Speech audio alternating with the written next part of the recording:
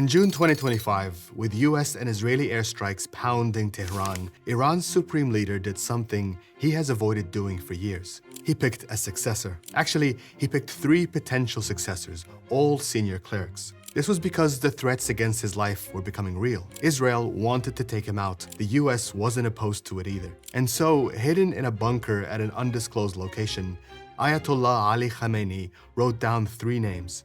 Ones that would be kept secret as long as he remained in power, as long as he remained alive. But this isn't how Iran's most senior political and religious figure is meant to be chosen. So why the secrecy? That tells us something about how power works in Iran and what Iran's powerful are truly afraid of. Iran has an elected president, but he has a limited portfolio. It has a national military, but also another parallel army that's even stronger. It has influential business leaders, but it's the religious charities that make the real money.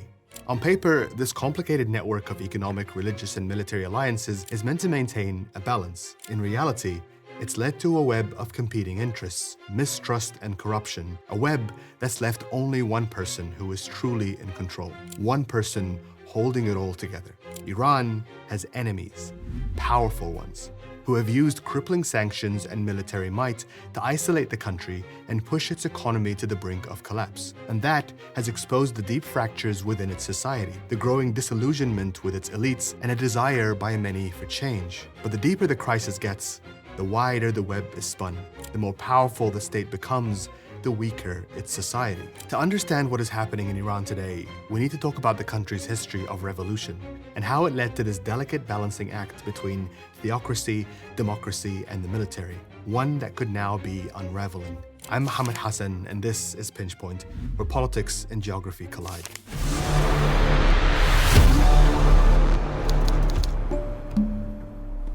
We need to talk about Iran's revolution, but not the one you're probably thinking of. Not the one in 1979, the one that happened 7 decades earlier, the Constitutional Revolution. In 1905, 3 groups came together to demand change and representation. They were the clerics, merchants, and secular reformists. The clerics represented Iran's communities in rural provinces and their traditional ties to Islam. The reformists wanted to modernize Iran and create a democratic state in line with liberal Europe. And the merchants, or the bazaar, represented the growing middle class, the business interests that weaved the country together. Historically, power in Iran was decentralized. Each region had its own internal politics, its own leaders, and made its own decisions. It's why religious clerics hold so much influence. If you had a problem, you went to your local mosque and spoke to the imam. This is what historian Mehran Kamrava calls a strong society with a weak state. History of modern Iran, like the history of many other countries, is made up of this almost constant struggle between state and society, between people in possession of institutions and instruments of power, trying to force their ideology, their agenda, their policies on a society that beats to its own rhythm.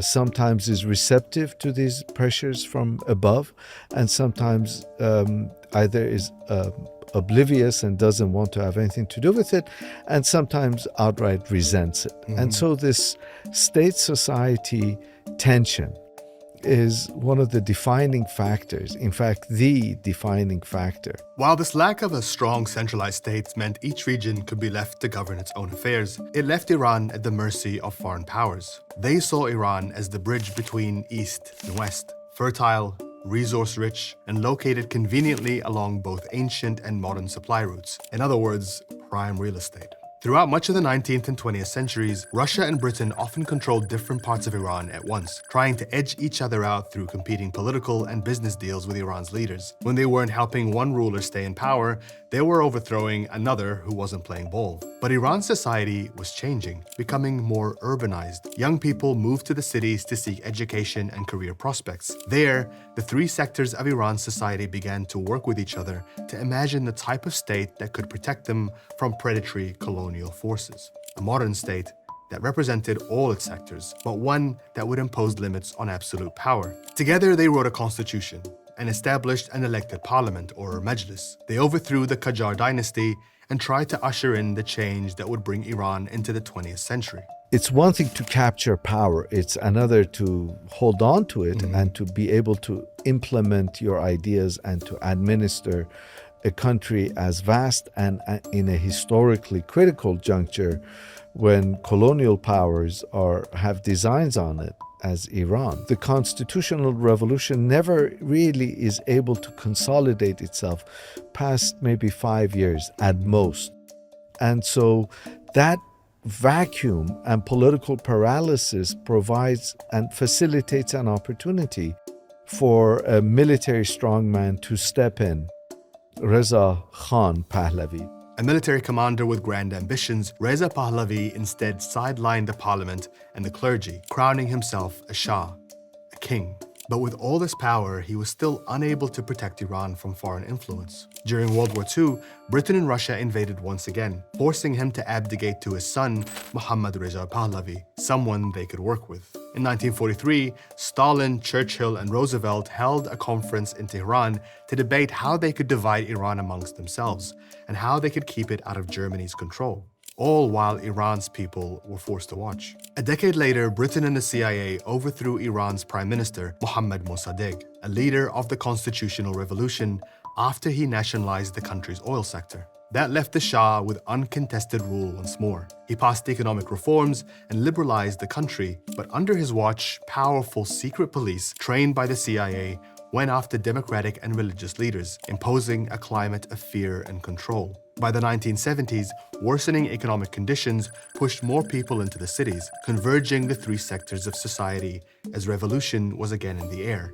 The bazaar merchants went on strike, the students protested, the clerics urged their congregations to leave the mosques and take to the streets. Allied around the exiled Ayatollah Ali Khamenei, Iranians overthrew the Shah and his Western backers.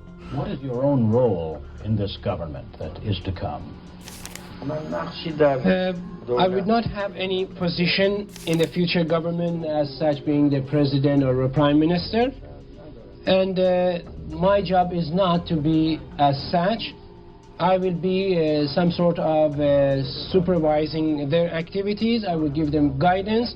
And if I see some deviation or some mistake, I will remind them how to correct it, give the general guidance. You would be, in effect, the strong man of Iran. You may assume so. What followed wasn't the euphoric sharing of power everyone hoped for, but a fight for control between the three sectors of Iranian society. The clerics, with Khomeini as their head, came out on top. Iran became an Islamic republic, and the secular reformists were pushed out. Many fled the country. A new constitution was drafted, setting up a hybrid system that combined theocratic rule with democratic elements under the umbrella of Islamic law. And here's where things start getting complicated. It's helpful to imagine it as a pyramid, with the supreme leader, the Grand Ayatollah, at the top. He is chosen by an assembly of experts, which is elected every 8 years by popular vote, as is a president and a parliament every 4 years. However, any laws the parliament drafts have to be approved by the Guardian Council, which is made up of senior clerics. These guys also decide who gets to run for president and who doesn't. The clerics are picked by the supreme leader and the judiciary, and the head of the judiciary is picked by the supreme leader. You see where I'm going with this. The president oversees the cabinet and economic and foreign policy, but has no control over the armed forces, which falls under, you guessed it, the supreme leader. There's another block next to the military, the Islamic Revolutionary Guard Corps, which operates as an independent security force answerable directly to the supreme leader.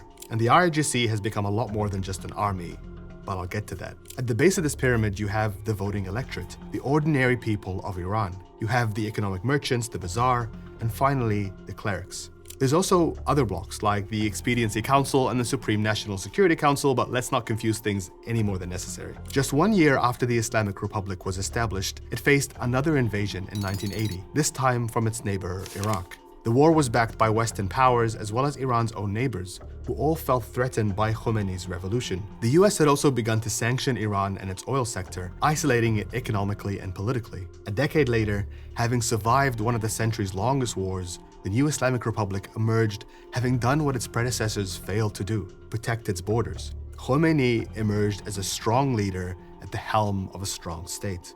But there was a big problem bubbling beneath the surface. The pyramid he had built was lopsided. Its blocks didn't carry equal weight. For one thing, the IRGC had grown significantly, eclipsing the military and the government in power and authority. Following the war, the Revolutionary Guard was entrusted with protecting not just the country, but its revolutionary ideology. And over the next few decades, how it did that took on many forms. From backing proxy militias in Lebanon, Iraq, and Yemen, to smuggling oil over the border to bypass sanctions. Its economic power ballooned, taking over major assets like infrastructure, petrochemicals, and banking. And because it was only answerable to one man, it became something of a state within a state. To put this into perspective, when US President Donald Trump wanted to punish Iran in 2020, he didn't go after its political or religious leaders. He assassinated Qasem Soleimani, the head of the IRGC, widely seen as the most powerful person in Iran after the Grand Ayatollah. In June 2025, when Israel attacked Iran, they went after the IRGC generals, not its military.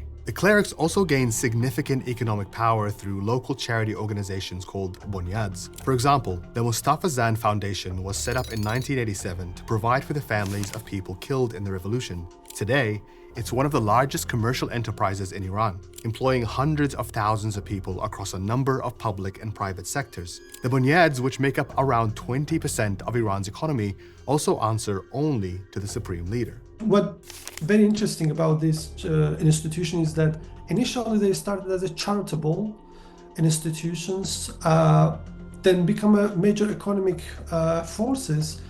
But the rhetoric and the discourse they try to do now, they try to basically present themselves is that they are part of the national development projects. And this is part of the economic resistance of the state against basically the West. Today, Iran looks a little more like this, with the bunyads and the IRGC controlling more than half the economy. This has limited the ability of the parliament and the president to pass meaningful economic policy or to respond to the impact of sanctions and rising inflation. When Iran is hit with a crisis, like a currency collapse, its elected officials have few levers to pull. And while the elected assembly of experts can technically influence the supreme leader, that's not really how it works in practice. In 1989, following the death of Ayatollah Ali Khamenei, the assembly had to change the constitution to allow his chosen successor, former President Ali Khamenei, to become an Ayatollah. In reality, it was much more important that Khamenei had the backing of the IRGC and the clerics.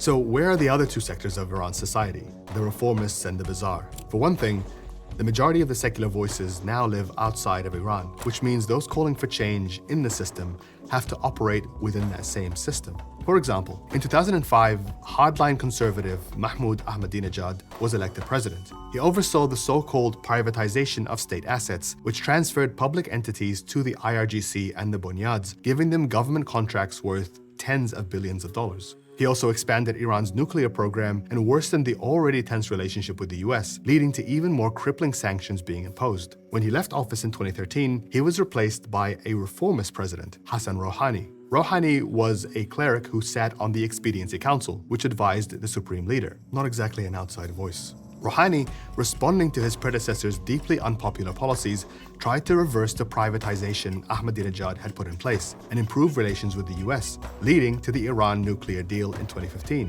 در این راه ما هر سه قوه و همه ارکان نظام تحت نظر رهبری معظم انقلاب باید انسجام و وحدتمون رو حفظ بکنیم. But Ayatollah Khamenei intervened, publicly criticizing Rouhani's government for abandoning the resistance economy and being too soft on nuclear power. Since the 1979 revolution, Iran's supreme leader has maintained a special relationship with the country's merchants. When young people protested against the state, like in 2009 during the Green Movement, and in 2022 after the death of Mahsa Amini, Iran's leadership could feel confident they still had the loyalty of the bazaar. But they've also borne the brunt of privatization policies, which saw their economic and political power shrink. So in December 2025, months after the devastating 12-day war with Israel and the US, Iran's economy went into a tailspin. The merchants went on strike, sparking a nationwide uprising echoing the events of 1979. When Ali Khamenei addressed the protests, there was one group in particular he was speaking to.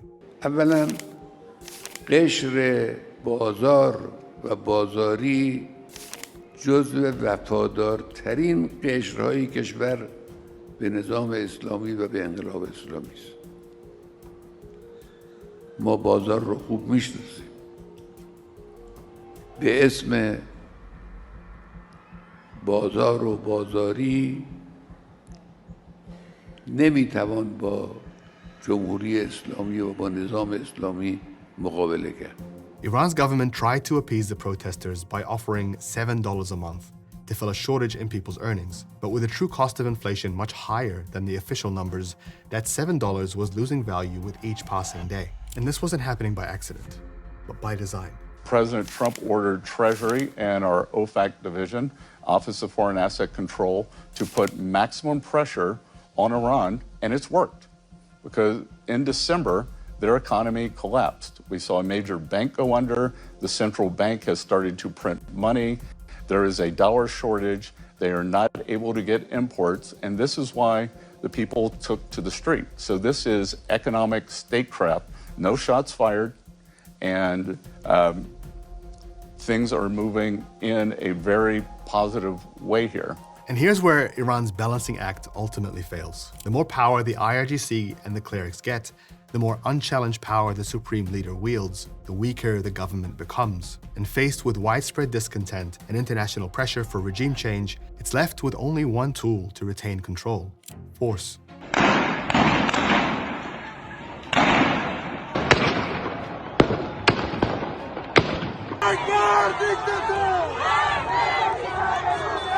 A century ago, Iran was a weak state, unable to protect itself from the outside.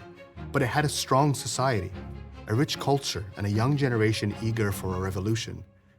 But at the cost of consolidating power, it has instead become a strong state with a weak society, an upside-down pyramid crushing those at the bottom. Ali Khamenei is now 86 years old. He's getting ready to transfer this enormous power. But to who? What happens if there's no consensus on who comes next? If his successor doesn't wield the same influence? Or if the demands of the protesters for real change grows too loud to ignore? The answers to these questions shape not only the future of Iran, but the future of the region. A region bruised and battered by war, crippled by foreign sanctions, with vultures still circling overhead.